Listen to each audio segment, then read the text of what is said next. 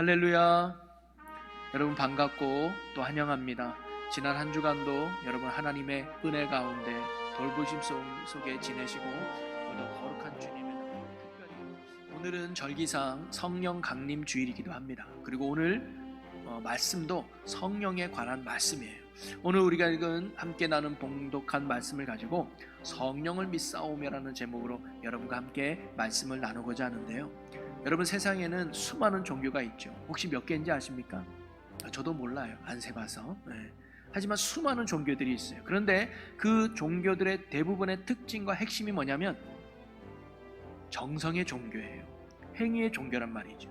즉 내가 수고한 만큼, 내가 노력한 만큼, 내가 애쓴 만큼, 내가 정성을 들인 만큼 신이 감동하고 신이 기뻐해서 나에게 축복하고 나를 구원해 주시는 정성의 종교, 행위가 종교가 대부분의 종교의 핵심이고 내용입니다. 그러나 기독교는 아닙니다. 물론 행위를 강조하고 그 다음에 정성 어린 삶을 원하도 있지만 기독교의 핵심은 행위나 또는 정성에 있는 것이 아니라 믿음에 있다는 거예요. 그래서 기독교는 믿음의 종교입니다. 하나님도 우리의 뭘 보시냐? 정성을 보시는 게 아니고 행위를 보시는 게 아니라 오늘 저와 여러분의 믿음을 보신다는 거죠.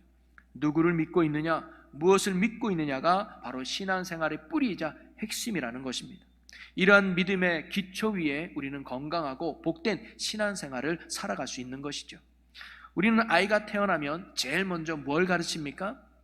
너 이제 이 땅에 태어났구나. 이제 이 땅에 태어났으니 이렇게 살아야 된다 하면서 살아가는 삶의 방식과 방법을 처음부터 가르쳐 주지는 않아요. 아이가 처음 태어나면 엄마 아빠가 뭐부터 가르칩니까? 까꿍 내가 네 아빠야, 까꿍 내가 네 엄마야, 배고프면 이제 나한테 울어, 네가 뭐가 필요하면 이제 나한테 달라 그래 하면서 이 아이가 한평생 믿고 의지하고 따를 부모, 믿음의 대상을 먼저 가르쳐 주지 않습니까? 여러분, 신앙생활도 마찬가지라는 거예요. 처음 기독교에 입문하고 신앙생활을 처음 시작하는 사람들에게 있어서 가장 중요한 건 뭐냐면 믿음의 대상, 누구를 믿고 있느냐, 그리고 믿음의 내용을 분명하게 하는 것이 참으로 중요했던 것이죠. 우리가 누구를 믿고 어떤 믿음의 내용을 고백하느냐가 신앙생활에 참으로 중요했던 것이죠. 이러한 믿음의 고백이 신앙의 뿌리가 되는 것입니다. 그리고 이러한 신앙의 뿌리와 믿음의 뿌리를 잘 보여주는 신앙 고백문이 바로 사도신경입니다. 그 속에는 우리의 믿음의 대상과 믿음의 내용이 잘 요약되어 있는 것이죠. 그래서 저희는 지난 주일 예배 동안 사도신경을 계속 살펴보고 있는데요, 사도신경을 좀 더 정리해보면 사도신경은 세 부분의 믿음의 대상과 8가지의 믿음의 내용을 담고 있습니다. 세 가지의 믿음의 대상은 누구일까요? 누구를 믿고 있느냐? 성부 하나님, 성자 예수님, 성령 하나님을 믿고 있는 거예요. 즉 삼위일체 하나님을 우리는 믿음의 대상이죠. 그러면 무엇을 믿고 있느냐? 믿음의 내용은 무엇일까요? 하나님을 믿는데 어떤 하나님이냐? 창조주, 전능하신 하나님. 예수님을 믿는데 그분은 어떤 분이냐? 구원자 되시는 예수님. 성령으로 잉태하고 고난당하시고 십자가에 죽으시고 부활하시고 승천하시고 다시 재림하신 예수님을 믿는다는. 그리고 성령 하나님을 믿는데 어떤 성령 하나님이냐? 보혜사 되시는 성령님, 우리 안에 계시는 성령님을 우리는 믿는 거예요. 그리고 이어서 거룩한 교회와 성도의 교통과 죄사함과 육체의 부활과 그리고 마지막으로 영원히 사는 영생을 믿고 있는 신앙 고백을 담고 있는 게 사도신경이죠. 그리고 이 모든 신앙 고백을 내가 믿습니다라고 선포하는 게 사도신경입니다. 자, 그리고 이러한 8가지 믿음의 내용을 또 한번 크게 2가지로 구분해 본다면 하나님에 대한 신앙 고백과 사람에 대한 신앙 고백으로 나눠볼 수 있을 것 같아요. 하나님에 대한 신앙 고백이 성부 하나님, 성자 하나님, 성령 하나님에 대한 신앙 고백이라면 사람에 대한 신앙 고백은 그 뒤에 이어지는 교회에 대해서, 성도에 대해서, 죄사함과 또 육체의 부활과 마지막 영생에 대한 신앙 고백을 담고 있다고 말씀드릴 수가 있겠습니다. 자, 그런데 이 사도신경의 순서를 보면 하나님에 대해서, 그 다음에 예수님에 대해서 고백한 후에 성령님에 대해서 고백하는 걸 알 수가 있어요. 그리고 성령님에 대해서 고백한 다음에 사람들, 즉 우리가 함께하는 교회와 성도들에 대한 고백을 담고 있는 걸 알 수가 있습니다. 이것은 뭘 의미하느냐? 지금 이 땅에 살아가고 있는 성도들, 즉 사도신경을 고백하고 있는 성도들은 지금 어느 은혜의 시대 속에 살고 있는가를 고백하고 가르쳐주고 있는 부분이죠. 여러분, 성경적으로 볼 때 오늘날 우리가 살아가는 시대는 성령의 시대 속에 살아가고 있다는 겁니다. 구약 시대는 하나님의 시대로서 하나님이 직접 말씀하시고 직접 역사하시고 직접 인도하셨던 시대예요. 아브라함을 부르실 때도 하나님이 직접 그에게 나타나서 그를 부르셨죠. 모세를 통해서 놀라운 일을 이루신 것도 하나님 직접 하셨습니다. 다윗과 함께 하신 분도 하나님이셨어요. 하나님이 모든 것들을 주관하시던 하나님의 시대가 구약 시대였다면 신약 시대는 어땠을까요? 예수님의 시대라고 말할 수 있겠습니다. 하나님의 독생자 되시는 예수님이 육신의 몸을 입고 이 땅에 오셔서 구약 시대에 하나님이 하시는 일을 예수님이 동일하게 하셨다는 거예요. 사람들에게 생명의 말씀을 직접 예수님이 전해주시고요, 하나님이 하셨던 놀라운 일들을 예수님이 직접 이 땅에서 이루시고 보여주셨죠. 죽은 자도 살리고요, 무리를 건너는 일도 하셨습니다. 그리고 온 인류의 죄를 사해 주시기 위해 십자가에 죽으시고 사흘 만에 다시 부활하셔서 모든 자들의 구원자가 되셨던 분이 바로 예수님이셨습니다. 예수님을 통해서만이 구원을 받았다 이 말이죠.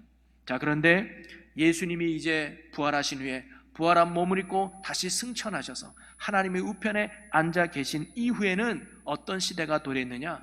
또 다른 보혜사 그리스도의 영인 성령님이 이 땅에 오셔서 성령의 시대를 우리가 살게 된 것입니다. 그래서 성령님이 이제 우리에게 말씀하시고요, 성령님이 우리에게 책망하시고 성령님이 우리에게 역사하시고 성령님이 우리를 인도하시는 성령의 시대 속에 오늘날 성도들이 살아가고 있다는 겁니다. 초대교회 성도들만이 성령의 시대 속에 살아갔던 것이 아니라 사도행전에 기록된 교회만이 성령의 시대 속에 살아간 것이 아니라 오늘 예수를 주로 고백하는 살아가는 모든 성도들이 오늘날 성령의 시대 속에 살고 있음을 믿으시기를 바랍니다. 자, 그렇다면 성령의 시대를 살고 있는 우리는 그래서 성령님을 만나야 하고 성령님을 알아야 되고 성령님을 이해해야 된다는 거예요. 그래서 성령을 통해서만이 우리가 승리하는 신앙생활, 건강하고 복된 신앙생활을 살아갈 수 있다는 거죠.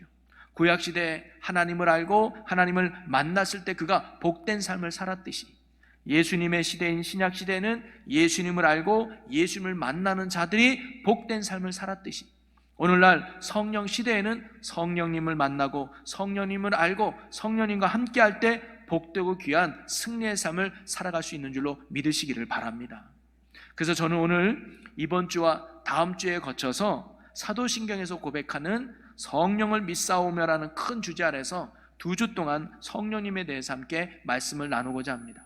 그래서 오늘은 성령님이 어떤 분인가에 대해서 우리가 나누고요, 다음 주는 그 성령님이 우리에게 어떤 일들을 하시는가, 어떤 역사를 이루시는 분이신가를 다음 주에 함께 나눠보면서 우리가 이 말씀을 통해서 성령 시대를 살아가고 있는 우리가 성령의 충만함과 성령의 은혜와 성령과 동행하며 능력 있는 삶, 은혜의 삶을 살아가는 우리 모두가 되시기를 주님의 이름으로 간절히 축원합니다.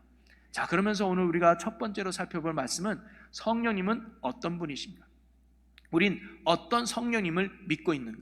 아마 여기에서 성령을 믿는다고 말하면 다 믿는다고 할 거예요. 자, 그러면 구체적으로 우리는 어떤 성령님을 믿고 있는가? 그 첫 번째는 삼위일체 되시며 참 하나님이신 성령님을 우리가 믿고 있는 것입니다. 여러분, 하나님은 그 본질에 있어서는 한 분이세요. 하지만 그 사역과 일함에 있어서는 세 분의 모습으로 역사하신다는 게 성경의 가르침이에요. 즉, 한 분이시지만 세 분이시고 세 분이시지만 한 분이신 분이 바로 하나님이세요. 우리의 상식적으로나 우리의 머리로는 쉽게 이해가 되지 않는 부분이긴 하지만 성경은 분명하게 한 분이시지만 세 분인 것을 세 분이시지만 한 분이심을 가르쳐 주고 있습니다. 그래서 하나님에 대해서 우리가 이해의 대상이 아니라 하나님은 믿음의 대상인 것이죠. 이 세 분은 태초부터 함께 계셨고 태초부터 함께 일하셨습니다. 예수님이 계실 때도 함께 있었고 함께 일하셨고 지금도 함께 하시며 함께 역사하고 계시는 분이 바로 성부 하나님, 성자 예수님, 성령 하나님이신 것이죠. 여러분, 하나님이 천지를 창조하실 때도 이 세 분은 함께 계셨습니다. 요한복음 1장 1절에서 2절 말씀해 보니까 태초에 말씀이 계시니라. 이 말씀이 하나님과 함께 계셨고 이 말씀은 곧 하나님이시라. 그가 태초에 하나님과 함께 계셨고 라고 나옵니다. 태초에 함께 계셨던 그 말씀이 누구입니까? 말씀이 육신이 되어 이 땅에 오신 예수님이시죠. 그분이 곧 하나님이시라는 거예요. 그리고 창세기 1장 1절과 2절에 보면 태초에 하나님이 천지를 창조하시니라. 땅이 혼돈하고 공허하며 흑암이 깊음 위에 있고 하나님의 영은 수면 위에 운행하시니라 라고 나옵니다. 태초에 천지를 창조할 때 하나님의 영이 하나님과 함께 하셨다라고 창세기는 기록해 주고 있어요. 즉 태초 때 하나님만 계셨던 것이 아니라 성자 예수님도 계시고 성령 하나님도 함께 계셨다는 것을 알 수가 있습니다. 그리고 예수님이 이 땅에 오셨을 때도 하나님과 성령님이 함께 계셨다는 걸 알 수 있는데요, 마태복음 3장 16절에서 17절 예수님이 세례 받으실 때의 장면인데 우리 이 말씀을 다 같이 한번 읽어보겠습니다. 예수께서 세례를 받으시고 곧 물에서 올라오실새 하늘이 열리고 하나님의 성령이 비둘기같이 내려 자기 위에 임하심을 보더니 하늘로부터 소리가 있어 말씀하시되 이는 내 사랑하는 아들이요 내 기뻐하는 자라 하시니라. 아멘. 여러분, 예수님이 이 땅에 오신 성자 하나님 아니십니까? 그 성자 하나님이신 예수님이 세례를 받을 때 비둘기같이 성령님이 임했다고 그래요. 성령님이 그 순간 임했고, 또 하늘에서는 음성이 들렸는데 누구의 음성입니까? 성부 하나님의 음성이죠. 바로 예수님이 세례 받으실 때 성자 예수님만 계셨던 것이 아니라 성령 하나님도 계시고 성부 하나님도 함께 하셨음을 알 수가 있습니다. 그리고 성령 하나님은 예수님이 세례 받으실 때뿐만 함께 하셨던 것이 아니라 잉태할 때도 성령으로 역사하셨고, 광야에서 마귀에게 시험을 받을 때도 성령님은 예수님과 함께 하셨고, 또 귀신을 쫓아내고 많은 능력을 행할 때도 성령님은 예수님과 함께 하셨다라고 기록해요. 마태복음 12장 28절에 보면 그러나 내가 하나님의 성령으로 힘입어 귀신을 쫓아내는 것이면 하나님의 나라가 이미 너희에게 임하였느니라. 즉 예수님은 성령님과 함께 성령님과 동행해서 귀신을 쫓아내며 하나님의 구원의 사역을 하고 계시다는 말씀이죠. 이처럼 창조주 되시는 성부 하나님과 구원자 되시는 성자 하나님이신 예수님과 그리고 성령님이신 성령 하나님은 천지를 창조하실 때도 세 분이 함께 계셨고 함께 일하셨으며, 예수님이 이 땅에 오셔서 구원의 사역을 이루어 가실 때도 함께 하셨고, 그리고 지금도 함께 하실 것이며 앞으로도 영원토록 세 분이 함께 하시고 세 분이 함께 일하신다는 것, 그것이 바로 삼위일체 되시는 하나님에 대한 신앙 고백입니다. 그리고 성령님은 바로 이러한 삼위일체 중에 한 분 하나님이심을 믿는 게 성령을 믿는 우리의 신앙 고백이라는 거예요. 여러분, 우리가 이러한 삼위일체의 교리는요, 이단과 정통교단을 구별짓는 아주 중요한 기준이 되고 잣대가 되기도 합니다. 왜냐하면 이단들은 삼위일체론을 부정하고 있어요. 부정할 수밖에 없을 거예요. 왜냐하면 이단의 교주는 본인이 재림 예수, 본인이 성령이라고 말하지 않습니까? 그러면 삼위일체론을 부정해야 본인은 따로 된 성령이라고 보는 거예요. 만약에 삼위일체론이 맞으면 그 사람은 태초 때도 있어야 되고 예수님 시대에도 있어야 되는 거예요. 근데 그들은 결코 그때 있지 않았어요. 지금 새롭게 나타난 성령인 거예요. 그래서 그들은 하나님 따로, 예수님 따로, 성령님 따로 보는 거예요. 그러나 성경이 분명히 말해주고 성경이 가르쳐주는 성령님은 어느 날 갑자기 나타난 분이 아니라 태초 때도 계셨고 예수님 때도 계셨으며 지금도 하나님과 예수님과 하나가 되어 함께 하시는 삼위일체 성령 하나님이심을 가르쳐주고 있습니다. 그리고 우리가 이 성령님에 대해서 삼위일체 되신 하나님으로 믿는다고 할 때 그 믿음의 중요한 의미 중에 하나는 뭐냐면, 그것은 성령님을 하나님과 예수님과 동등한 한 분의 인격적인 분으로 우리가 믿는다는 거예요. 사람들이 성령님에 대해서 잘못 오해하고 있는 것 중에 하나가 뭐냐면, 성령님을 하나님이 주시는 어떤 일종의 힘, 능력, 파워 정도로만 생각하고 있다는 겁니다. 그러나 절대 그렇지 않다는 거죠. 성령님은 하나님의 힘과 하나님의 능력이 아니라 그분 자체가 예수님과 같은 인격을 가진 하나님이심을 성경이 가르쳐주고 있는 거예요. 여러분, 사도행전 5장에 보면 그것을 알 수가 있는데, 사도행전 5장에 보면 아나니아와 삽비라 부부의 이야기가 기록되어 있습니다. 그들이 하나님께 은혜를 받아서 이제 땅을 다 팔아가지고 주님께 드리겠다고 약속을 했어요.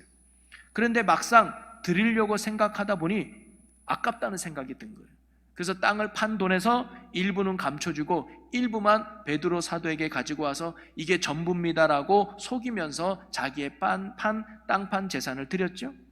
그러나 속이는 것을 알았던 베드로 사도가 그들을 향해서 뭐라고 말씀했는가? 자, 사도행전 5장 3절 말씀을 보면 베드로가 이르되 아나니아라, 어찌하여 사탄이 내 마음에 가득하여 내가 성령을 속이고 땅값 얼마를 갖추었느냐라고 말해요. 그리고 4절에 보면 땅이 그대로 있을 때에는 내 땅이 아니며 판 후에도 내 마음대로 할 수 없더냐, 어찌하여 이 일을 내 마음에 두었느냐, 사람에게 거짓말한 것이 아니요 하나님께로다 라고 이야기를 합니다. 그리고 9절 말씀에 보면 베드로가 이르되 너희가 어찌 함께 꾀하여 주의 영을 시험하려 하느냐, 보라 내 남편을 장사하고 오는 사람들의 발이 문 앞에 이르렀으니 또 너를 메어 내가리라 하니 라는 말씀이 나오죠.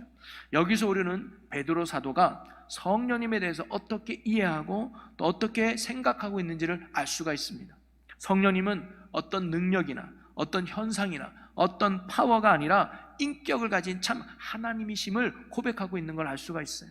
다시 한번 5장 3절 말씀해 보면 베드로는 아나니아를 책망하면서 뭐라고 말하냐면 당신은 성령을 속였다라고 말하고 있어요. 여러분, 성령이 인격을 가진 분이기 때문에 속였다라는 표현을 쓴 거거든요. 또 하나 5장 4절에 보면 사람에게 거짓말한 것이 아니요 하나님께로다 라고 말합니다. 성령을 속인 거짓말은 성령이 곧 하나님이심을 이해하고 있는 것이죠. 성령이 곧 하나님이다. 그리고 9절 말씀에 베드로는 삽비라에게 너희가 어찌 함께 꾀하여 주의 영을 시험하려 하느냐 하면서 주의 영, 예수의 영이 성령님이심을 지금 고백하고 있는 거예요.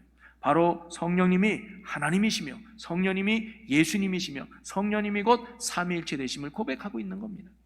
이런 것을 볼 때 베드로는 분명히 성령님은 성부 하나님, 성자 하나님과 동등된 인격을 가지신 하나님으로 인식했다는 것을 알 수가 있죠.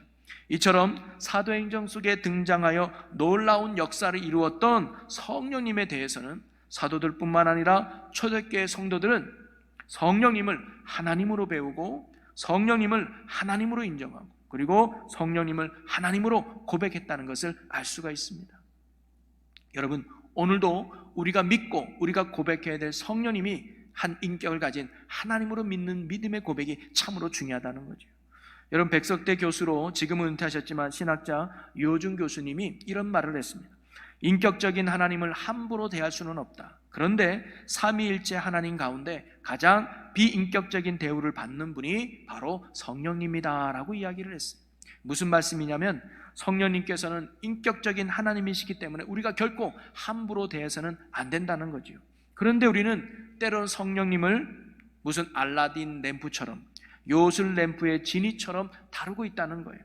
지니를 불러서 소원을 들러달라고 요청하는 것처럼 뭔가 어려움을 만났을 때, 문제가 만났을 때 성령님을 불러서 어떤 성령의 불로 내 마음의 병이 고쳐지고 내 문제가 해결되고 인간의 소원을 풀어둘 것을 명령하는, 그래서 성령님을 단순히 능력이나 힘이나 파워로만 생각하고 있는 착각을 우리가 하고 있다는 거예요. 이것은 진정한 의미로서의 성령 운동이 아니라는 것입니다. 인격적으로 대한다는 말은 그분을 존중히 여긴다는 말입니다. 그리고 그분의 뜻을 따른다는 말인 것이죠. 우리가 그분의 생각을 무시하고 그분의 결정을 무시하고 내 마음대로 조정하라고 요구하는 대상이 결코 아닌 것입니다. 성령님은 결코 우리의 필요를 위해 도구처럼 사용되어지는 분이 결코 아니라는 것입니다. 우리가 믿고 우리가 의지하고 우리가 따라야 될 인격체를 가지신 참 하나님이 바로 성령님이신 줄로 믿으시기를 바랍니다. 그러기에 우리는 성령님을 인격을 가진 삼위일체 중 한 분이신 참 하나님으로 믿는 믿음이 있어야 되고, 그러면서 성령님을 존중히 대하며 그분의 뜻을 온전히 따를 수 있는 성령의 사람이 저와 여러분이 되시기를 주님의 이름으로 간절히 축원합니다. 그리고 두 번째로 성령님은 어떤 분이시냐? 우리 안에 함께 하시는 보혜사 하나님이 바로 성령님임을 믿는 겁니다. 자, 요한복음 오늘 우리가 읽은 14장 16절 말씀에 보면 내가 아버지께 구하겠으니 그가 또 다른 보혜사를 너희에게 주사 영원토록 너희와 함께 있게 하리니 라는 말씀입니다. 여기서 보혜사라고 하는 단어는 헬라어로 파라클레토스라는 단어인데요, 두 개의 단어가 합쳐진 합성어입니다. 파라라고 하는 곁에서라는 말과 깔레오라고 하는 위로와 격려라는 말이 합쳐진 말인데요, 그래서 한마디로 말하면 위로자, 돕는 자라는 의미가 바로 보혜사입니다. 풀어 말씀해 보면 보혜사는 나의 곁에서 나를 위로해주고 나를 격려해주며 나를 도와주시는 분이 바로 보혜사라는 거예요. 자, 그런데 예수님은 또 다른 보혜사를 너희에게 보내주겠다라고 말씀하셨는데 그 이유가 뭐냐면 바로 예수님이 우리의 보혜사로 이 땅에 오셨기 때문이죠. 하나님이신 예수님이 육신의 몸을 입고 이 땅에 오셔서 사람들 곁에 계시면서 그들과 함께 지내시면서 그들을 위로하고 그들을 격려하며 그들의 영과 육의 필요를 도우시며 사시지 않았습니까? 그래서 우리를 대신해 고난도 당하셨고 끝내 십자가에 달려 죽기까지 하신 것이 바로 예수님이셨잖아요. 보혜사로서 우리에게 보호해 주시고 지키시고 격려하시며 구원의 길로 인도하도록 도우셨던 분이 바로 보혜사 예수님이셨던 것입니다. 자, 그런데 눈에 보이는 예수님, 육신의 몸을 입으신 보혜사 예수님은 이제 하늘로 올라가셨어요. 하나님 우편에 하나님과 함께 계십니다. 그리고는 이제는 영이신 또 다른 보혜사, 그래서 그분이 우리를 곁에서 위로하고 격려하고 우리를 도우시는 성령님이 우리에게 오신 것이죠. 이처럼 또 다른 보혜사를 보내주신다는 예수님의 이 말씀에 비춰보면 우리는, 나 같은 존재는 보혜사가 없이는 살아갈 수 없는 연약한 존재라는 것이 담겨져 있습니다. 아무리 사람들이 스스로 살아가려고 몸부림치고 노력하고 주장한다 할지라도 보혜사의 도움 없이는 우리는 제대로 된 건강하고 주님이 원하는 온전한 신앙의 삶을 살아갈 수 없다는 것입니다. 신약시대에 예수 그리스도의 은혜와 도움 없이는 구원을 온전히 받을 수 없었던 것처럼 성령 시대에는 성령의 도움이 없이는 예수님께서 이루신 구원의 삶을 우리가 온전히 이루며 살아갈 수 없다는 것입니다. 그러기에 오직 성령의 도우심과 성령의 인도하심과 그분의 역사하심을 통해서만이 우리가 이 땅에서 하나님의 자녀답게 천국 백성답게 그리고 이 땅에서 하나님의 뜻을 온전히 이루는 하나님 나라의 합한 자녀로 살아갈 수 있게 되는 것이지요. 그래서 우리 믿는 자들은 보혜사 되시는 성령님을 통해서 참된 위로를 받고 참된 격려를 받으며 또 그분의 도우심 속에서 승리하는 신앙생활, 건강하고 복된 신앙생활을 할 수 있게 되는 것입니다. 자, 그러면 그 성령님이 오늘 어디에 계실까요? 바로 그 성령님은 저 멀리 계시는 것이 아니라 예수를 그리스도로 믿는 자들 그 심령 가운데 함께 계신다고 말씀하고 있습니다. 자, 고린도전서 3장 16절에 보면 너희는 너희가 하나님의 성전인 것과 하나님의 성령이 너희 안에 계시는 것을 알지 못하느냐. 바로 예수를 주로 고백하는 성도들 안에는 이미 성령님이 우리 안에 거하신다는 거예요. 그러면서 오늘 말씀 요한복음 14장 17절에도 보면 그는 진리의 영이라 세상은 능히 그를 받지 못하나니 이는 그를 보지도 못하고 알지도 못함이라. 그러나 너희는 그를 아나니 그는 너희와 함께 거하시며 또 너희 속에 계시겠음이라. 아멘. 바로 우리의 보혜사가 되시는 성령님은 저 멀리 딴 데 계시는 것이 아니라 예수를 믿는 우리 안에 내주하시는 분이 바로 성령 하나님이세요. 그리고 더 놀라운 것은 그 성령 하나님이 영원토록 우리와 함께 하신다는 것입니다. 다시 한번 14장 16절 말씀을 보면 내가 아버지께 구하겠으니 그가 또 다른 보혜사를 너에게 주사 영원토록 너희와 함께 있게 하리니. 아멘. 여러분, 우리 안에 내주하시는 성령 하나님께서는요 영원토록 우리와 함께 계시다는 거예요. 이게 얼마나 위로가 되고 힘은 되는지 몰라요. 여러분, 예수님의 시대, 과거 예수님의 시대에 예수님을 만나려면 예수님이 있는 곳으로 찾아가야만 했습니다. 예수님이 있는 곳으로 나가야만 했습니다. 물론 종종 예수님이 직접 찾아와 주기도 했지만 육신의 몸을 입고 계셨던 예수님을 만나려면 공간과 시간의 제약을 받을 수밖에 없었던 거죠. 자, 그러나 성령 시대를 살고 있는 우리는요 하나님이시며 예수님이신 성령님을 만나려고 따로 어디 갈 필요가 없어요. 왜? 그분이 이미 내 안에 계시고 나와 함께 거하시는 분이시기 때문입니다. 장소에 상관없이, 형편에 상관없이, 환경이나 상황에 상관없이 언제든지 만날 수 있고 언제든지 대화할 수 있으며 언제든지 도움을 구할 수 있는 분이 바로 내 안에 계시는 보혜사 성령 하나님이신 줄로 믿으시기를 바랍니다. 이것이 얼마나 큰 은혜고 축복인지 모릅니다. 내가 교회에 있든지 교회 밖에 있든지, 내가 기쁨 속에 있든지 슬픔 가운데 있든지, 내가 고난 중에 있든지 평화 중에 있든지 항상 변함없이 내 안에서 나와 함께 하시며 나를 도우시는 분이 바로 보혜사 성령 하나님이신 것입니다. 그러니 함께 하시는 성령님을 우리가 날마다 인정하고 그 성령님을 날마다 바라보며 그리고 그 성령님을 날마다 신뢰하며 그리고 그 성령님의 인도하심을 바라며 순종하며 그 성령님을 따르며 살아갈 수 있는 성령 충만한 삶을 사는 저와 여러분이 되시기를 주님의 이름으로 간절히 축원합니다. 말씀을 정리하면요, 우리는 성령 하나님을 믿는 자들입니다. 우리는 지금 성령의 시대 속에 살아가고 있습니다. 즉 성령을 통해서만이, 성령의 인도하심 속에서만이 우리가 진정한 또 승리하는 또 건강한 신앙생활을 영위할 수 있다는 겁니다. 그리고 그 성령님은 삼위일체 되시는 태초부터 함께 하셨던 바로 살아있는 하나님, 인격적이신 분이 바로 성령 하나님이시죠.